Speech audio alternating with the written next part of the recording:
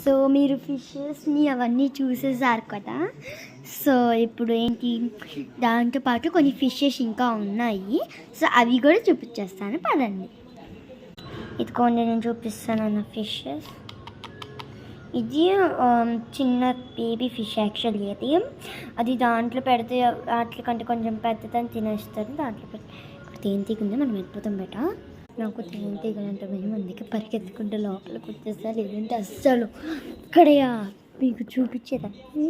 So next వీడియోలో నేను చూపించగలుగుతాను.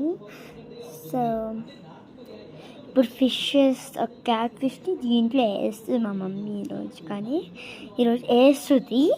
So అది చాలా బతిగా ఉంది, అస్సలు కదడు.